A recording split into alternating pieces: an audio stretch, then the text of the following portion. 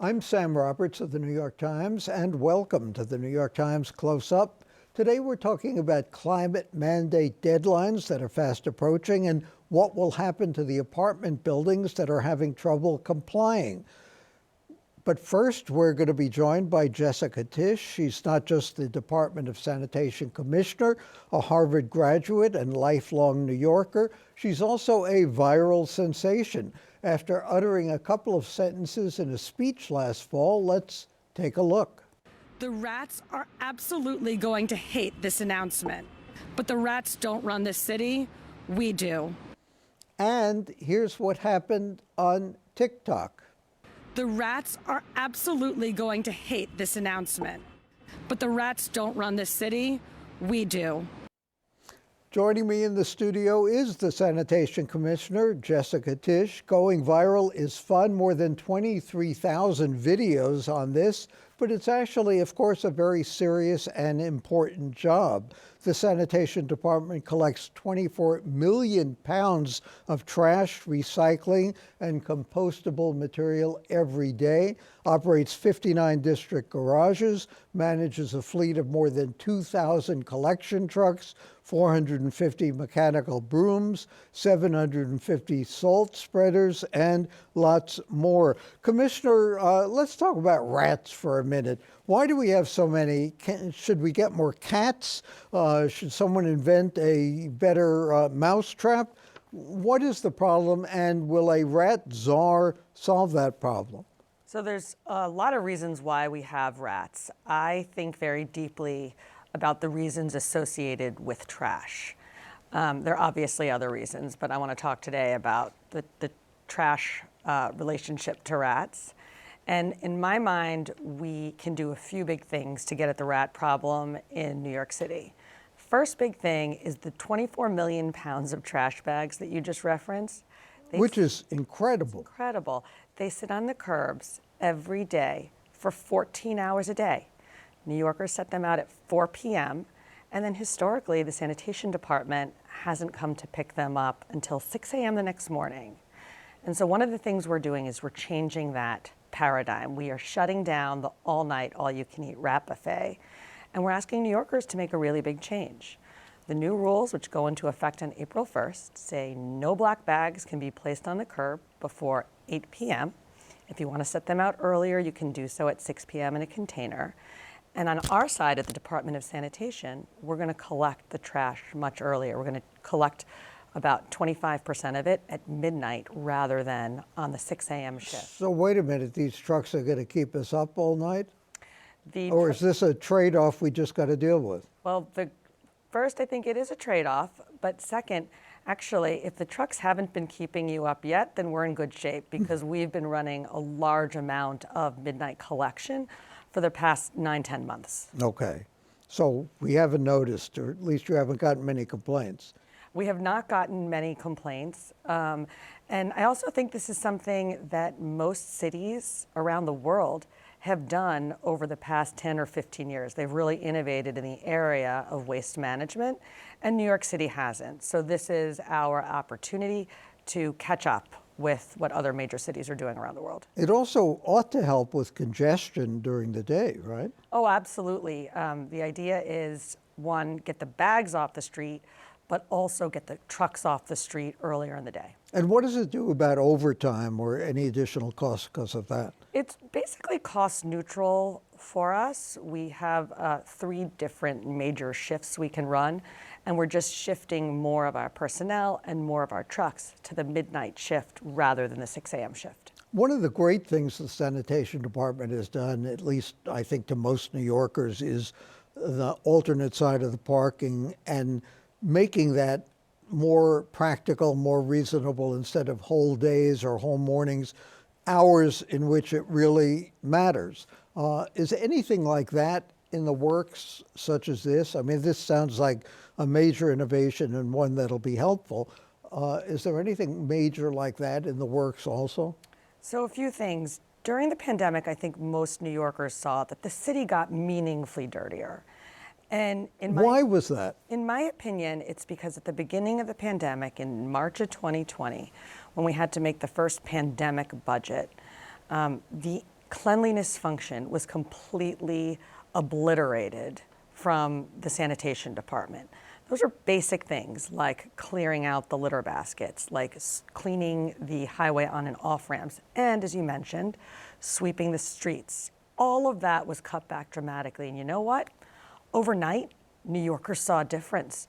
Usually when you have budget cuts, it takes time for New Yorkers to actually feel the difference. But this was one cut that everyone felt the next day. And so Mayor Adams is very focused on cleaning up the city. And so one of the first things he did was not just restore all of that service, but he is running it and funding it at service levels that are at the highest that New York City has ever seen. So on the litter baskets, for example, we're running the highest number of litter basket trucks we've ever run in New York City. And guess what? Year over year, we've seen a 60% decrease in the number of 311 complaints about overflowing litter baskets. Same thing with the mechanical brooms. We're back to sweeping the streets. The curb lines look meaningfully better because of it. You were saying at one point, I think, that litter baskets were being emptied on the Brooklyn Bridge twice a week, and now it's twice a day. Yep. We're running a huge amount of supplemental service, not just on the bridges, but also on the perimeters of parks, in commercial corridors.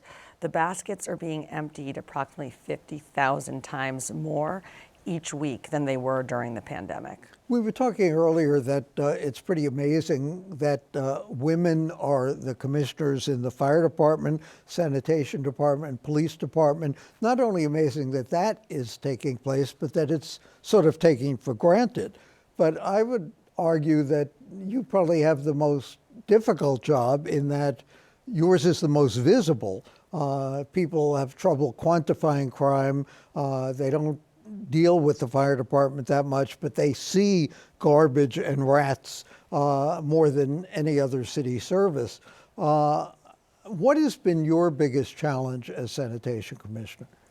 You know, sanitation is the essential service, and I think that you hit on it. I mean, God bless the fire department, love the fire department, we need them. But most people can go their whole lives, if they're lucky, without ever having to interact with the fire department or rely on their services. If the sanitation department doesn't do its job for one day, everyone in the city notices. And if we don't do it for 2 or 3 days, that's called a public health crisis.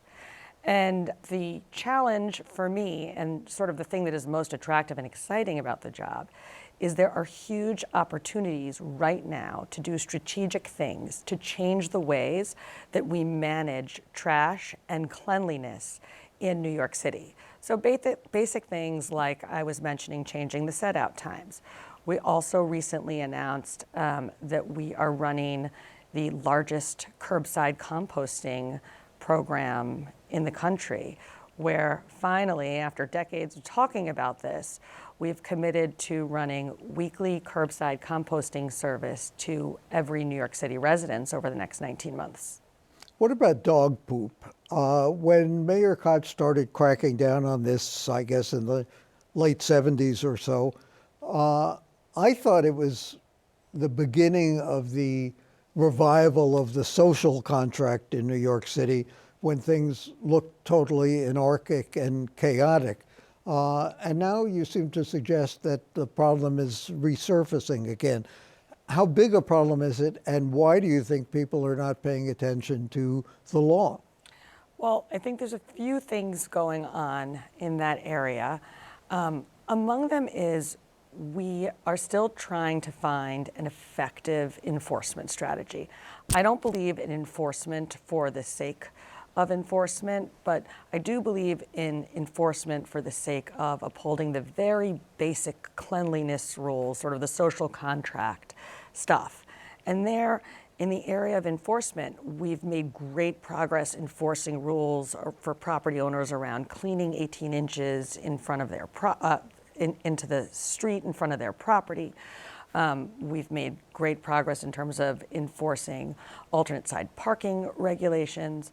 But on the dog poop issue, we're having trouble because oftentimes, and it's very practical, I can explain it, will stop someone who hasn't cleaned up after their dog, and they won't have their ID on them.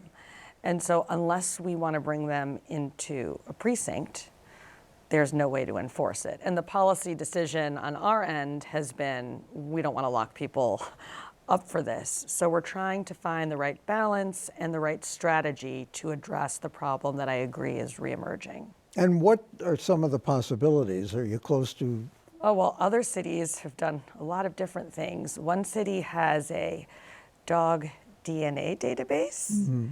And so then they go on the streets and they collect samples and they find which dog it's associated to. I don't think that that's something that we are going to pursue in New York City. There's also ideas around dog registration and what you can do with that.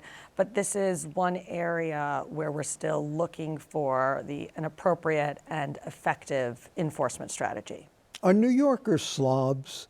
I mean, are we just naturally dirty? Do we just throw things on the street? You see people toss things out the window. You see people walk by a litter basket and throw something on the ground or throw something on the street. And if I'm reading the mayor's management report, the latest version, right, the number of streets rated filthy was about 1.5%, which was a high for recent years. Still relatively low, but a high for recent years. So do we just not care about the quality of our streets? We complain about it, but do we really care enough to do something about it? I think the average New Yorker does care about the quality of the streets, and I don't think that the average New Yorker litters. If the average New Yorker littered, the city would look meaningfully worse than it does.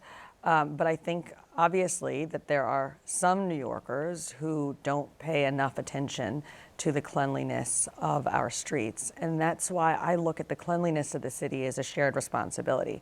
There's 10,000 members of the New York City Sanitation Department. Obviously, in a city as big and as dense as New York City, 10,000 people can't be the only ones responsible for cleaning up.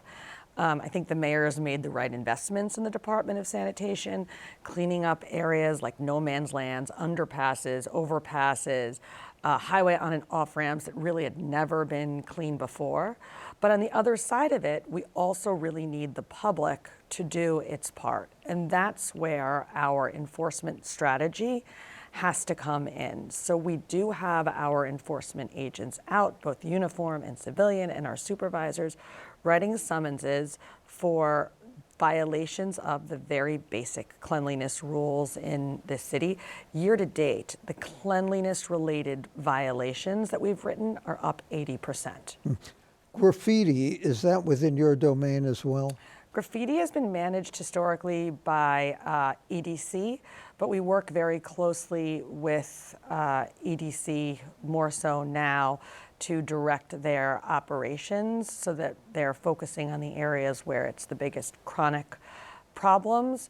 One challenge that we have with graffiti removal is that we require the property owner's approval before we go in and clean it up. And so where we have the biggest challenges is, for example, vacant storefronts where there is no one to sign for the cleanliness, the removal approval. So should there be a change in the law on that? Or? Yep, those are things that we are looking at right now, legislative fixes too, and the idea is to be able to meaningfully increase the amount of graffiti removal that we're able to do shortly. And would you say that, I mean, in terms of perception, there seems to be more of it. Is that, would then you say that that's quantifiably true? The graffiti removal request to the occurrence of graffiti. Yeah, the data that I have on it is the graffiti removal requests, which into 311. It's the only hard data that we have, which seem to be relatively flat over the past few years. But I would say anecdotally that I agree that graffiti is an issue, which is why we are aggressively tackling it both on the operational side and looking at legislative opportunities to streamline. Jessica Tisch, the new Sanitation Commissioner, thank you so much for joining us. And coming up next, some climate law mandates going into effect in less than a year, which will impact many apartment buildings in the city.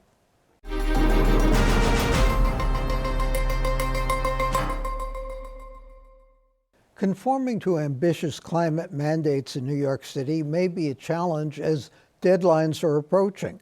So what's holding up the progress? Apartment buildings, as headlined in a recent New York Times article. To meet the city's carbon emission limits, aging gas and oil boilers may need to be replaced, which may be prohibitively expensive. But owners may find that they have to pay steep penalties if they don't replace them. Here to discuss the tough topic is New York Times real estate and metro reporter Stefanos Chen, who co-wrote the article. Stefanos, what is Local Law 97? Well, it's one of the most ambitious laws related to climate really in the nation, and it happened in 2019 along with a few other laws that were really designed to cut down on the carbon emissions that the city's putting out. And I think a lot of people would be surprised to learn that buildings are the biggest polluter on top of cars, on top of any other source in the city. And so this law really aims to tackle that, and with increasingly stringent goals of cutting down our carbon emissions, our greenhouse gas emissions, to prevent more climate change. And what do apartment building owners have to do to comply with the law? That's something that I think is too slowly dawning on a lot of these apartment building owners and the residents of these buildings, is that they are the largest category of buildings that in this first stage in 2024 will have to comply. And when you think of New York's housing stock, you know, it's pre-war, it's drafty, it's old, it's quirky, and a lot of these owners are now realizing, how am I supposed to get to these very ambitious goals with the state that I'm in? And to comply physically, what do they actually have to do? In many cases, we're talking about retrofitting the building. So if you imagine some of these buildings have very old, some buildings are still on oil, there's natural gas boilers. These all have to get pulled out eventually. And most buildings expect to replace these every 30 or 40 years. But in this case, the technology there will be not boilers necessarily, but most effectively they'll want to do heat pumps, which are electric. And this is something that a lot of these older buildings will have to really think about doing, because there's a lot of rewiring through the guts of the building that has to take place for that to work. And will that mean higher rents, higher carrying charges too? The concern among a lot of these building owners is that this is going to affect their bottom line. The reserve for a lot of the buildings, sometimes these are managed by volunteers in these co-op and condo boards, and so sometimes they're pretty razor thin. So the fear is that if you have to make these very costly improvements, that it's going to come out in terms of the rent for tenants, or for owners, in your maintenance fees, your condo common charges. And so there's a concern there, but there are ways for these buildings to mitigate those costs. Does this affect all or most residential buildings? At first, it is only affecting about 50,000 buildings, which may sound like a lot, but New York actually has about 1 million buildings. So it's a small percentage of the buildings, but the law is targeting the biggest buildings, things that are 25,000 square feet or larger. That's because within this small subset, we're actually covering about half of the carbon emissions that the buildings of the city put out. Are the owners and heads of co-op and condominium boards trying to delay the deadline, or is that likely? Well, there's a range of reactions. I think many buildings, in principle, are behind this law. They'd like for the building to be greener, but there are others who realize that they probably can't reach these goals without doing some very substantial capital improvements, and that worries them. Some have more justification than others. There are some very strange examples in the city of co-ops and condos that don't have necessarily one boiler to replace. There's one out in northern Queens we went out and saw, where we're talking about 134 buildings of low-lying apartment buildings. And so they've got a lot of work on their hands to get into compliance. And if they comply, will that produce any savings, any economies for the buildings ultimately, as well as improving the climate? Ultimately, yes. At first, I think the fear is that electricity in the city, the cost is high. But the counteracting that is the fact that going electric is much more efficient in terms of your output, how much energy is required to heat your building. So electric costs are high at the moment, but as the city's grid gets greener, as we become less reliant on fossil fuels, and there's other infrastructure projects that are in the works, the idea is that eventually, yes, this is a savings for your building, and it's more efficient. Let me ask you a question that may sound silly and elementary, but if New York does its part to reduce climate emissions, toxic emissions into the climate, how big an effect is that going to have on global climate problems? I mean, are we doing everyone else's work, or what about the climate change in New Jersey or Connecticut or anywhere else? I think there's a lot of cynicism about whether one city can make much of a change, but when you look at how New York has taken the lead on this, there are maybe a half dozen other examples of municipalities in the U.S. doing this. And if everyone sort of is looking at New York, and if New York, which is this big, old, dirty city, can get this together, I think that would be a great example elsewhere, or at least that's the thinking in terms of this modeling what others can do. So it's more setting the example than it is having an impact in and of itself. I think both, though. I think it will have a real impact in the sense that, when we talk about climate change, we're talking about in our lifetimes sea level rise of not a few inches, but in some cases feet.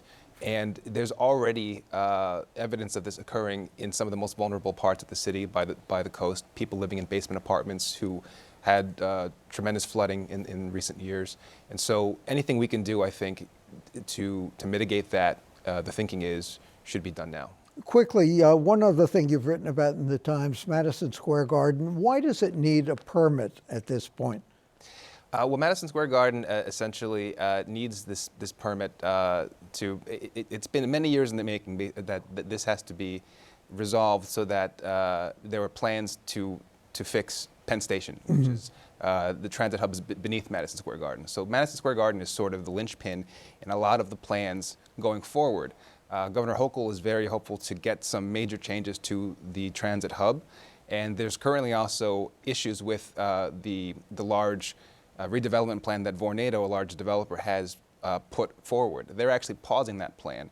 So all eyes are sort of on MSG here, because if MSG is, for instance, required to move and leaves that site, that opens up a whole range of options for what can be done to Penn Station.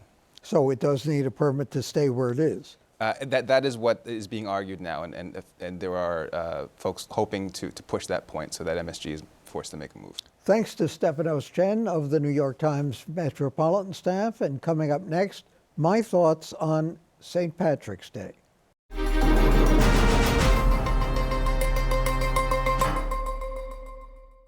Pat Moynihan, the cerebral Harvard sociologist and senator from New York, dated the debut of the Irish ascendancy in New York to the early 1870s. That was when Charles O'Connor initiated the prosecution of William Mager Tweed, the Tammany boss with a certain ring to his name. Tweed, Moynihan wrote, was, quote, the last vulgar white Protestant to win a place in the city's life. By the end of Tweed's reign, New York's working class had become predominantly Catholic, and the Irish promptly assumed the leadership of this class. On St. Patrick's Day, every New Yorker is still Irish, but Moynihan traces the end of New York's Irish hegemony to Jimmy Walker's ignoble self-exile in Europe in 1932. Others singled out the late 1940s, when Bill O'Dwyer was the city's last Irish-born mayor. Still others point to 1973 as the year when the party was over, when the surviving members of the century-old Anawanda Club voted to disband. They sold the building that housed boss Charlie Murphy's saloon with barely a scintilla of sentiment. The boss had first vaulted into office after his dying district leader supposedly whispered 2 words to party ward heelers awaiting his instruction as to his successor. The words, elect Murphy. Politicians in those days were laconic. Silent Charlie's last words, again, just 2 of them, had he lavished any at all, could have been conjured up by Frank Skeffington in the finale to The Last Hurrah. Just before one of his cronies grasps his hand in a goodbye grip. "Ah, Frank," the crony says softly, "you've done grand things, grand things." To which Mayor Skeffington replies softly, among others. O'Dwyer was followed by Mayor Impellitteri, whose name had been plucked from the city's official directory, called the Green Book, naturally, to balance the Democratic ticket. He was succeeded by Robert F. Wagner, who was half Irish. There's another way of measuring what Moynihan called the decline of Irish political power beginning 90 years ago. When Wagner was mayor, the Green Book included 53 municipal officials whose name began with O apostrophe. By 1990, there were half as many. The latest digitized Green Book lists only 11, outnumbered this time by 15 city officials named Rodriguez. For the New York Times and CUNY TV, I'm Sam Roberts.